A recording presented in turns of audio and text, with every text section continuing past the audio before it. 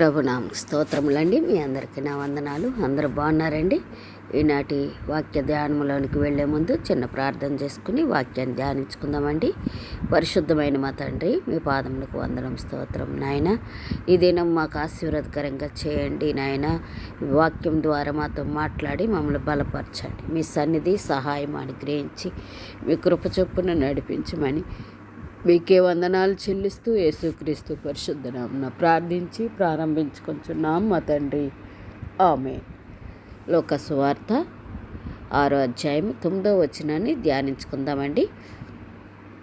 అప్పుడు యేసు, విశ్రాంతి దినమున మేలు చేయుట ధర్మమా, కీడు చేయుట ధర్మమా, ప్రాణ రక్షణ ధర్మమా, ప్రాణహత్య ధర్మమా అని మిమ్మల్ని అడుగుచున్నానని వారితో చెప్పి, ఇక్కడ వాక్య భాగంలో మనం చూసినట్లయితే వాక్య భాగంలో 6:9లో విశ్రాంతి దినాన్ని గురించి, విశ్రాంతి దినం అనగా సబ్బాతు దినం అని ఇక్కడ రాయబడటం మనం చూస్తాం.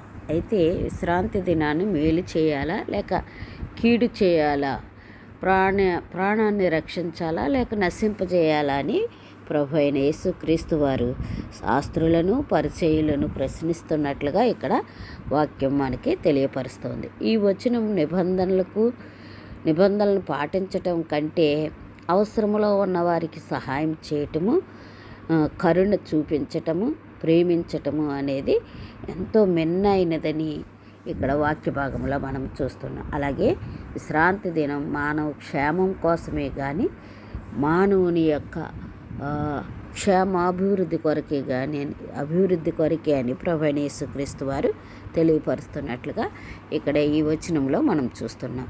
అయితే ప్రభు అయిన యేసుక్రీస్తు వారు ఒక సమాజ మందిరంలో బోధిస్తూ ఉండగా ఎలాంటి వాడు వచ్చాడంటే అండి, ఊచ చెయ్యగలవాడు ఉన్న ఒక వ్యక్తిని ఆ యొక్క సమాజ మందిరంలో ఏ ఊచ చేయగలవాడు ఉండటం చూసా. అంటే ఎండిపోయిన చెయ్యి ఉన్న వ్యక్తిని ప్రభు అయిన యేసుక్రీస్తు వారు చూసినట్లుగా గమనించినట్లుగా ఇక్కడ లేఖనం మనకి తెలియపరుస్తుంది. అయితే పరిచయులు ఏం చేస్తూ ఉన్నారండి, ఆయనపై నేరం మోపటానికి మరి చూస్తున్నట్లుగా ఇక్కడ వచనంలో మనకు తెలియపరచబడుతుంది.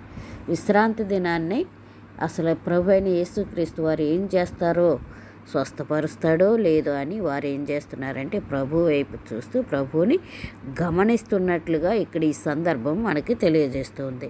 అయితే ప్రభు అయిన యేసుక్రీస్తు వారు శ్రాంతి దినమున మేలు చేటైనను కీడు చేటైనను ప్రాణరక్షణ అయినను నశింపజేయటైనను ధర్మమా అని ఎవరిని అంటే అండి, శాస్త్రులను పరిచయులను ప్రశ్నించినట్లుగా ఇక్కడ మనము వాక్యంలో చూస్తున్నాం. ఈ ప్రశ్న ద్వారా నిబంధనలను పాటించటం కంటే మనుషులకు సహాయం చేయటమే మంచిది అని ప్రభు అయిన యేసుక్రీస్తు వారు ఇక్కడ మనకి చూపెడుతూ ఉన్నారు.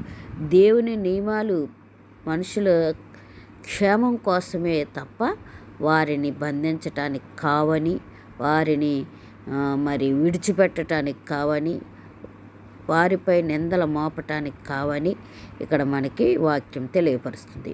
విశ్రాంతి దినాన్ని మంచి పనులు చేయటము, ప్రాణాలను రక్షించటము పాపము కాదని దేవుని వాక్యం మనకి సెలవిస్తుంది. దేవునికి ఎంతో ప్రీతికరమైన పని ఏమిటి అని మనం చూస్తే, ఎవరు అవసరతలో ఉన్నారో వారి అవసరతలు తీర్చటమే దేవుని పనిగా మనం చూస్తున్నాం. అయితే పరిచయులు ఏం చేయగలరండి, వారు నియమాలకు ప్రాధాన్యత ఇచ్చేవారిగా కనపడుతూ ఉన్నారు.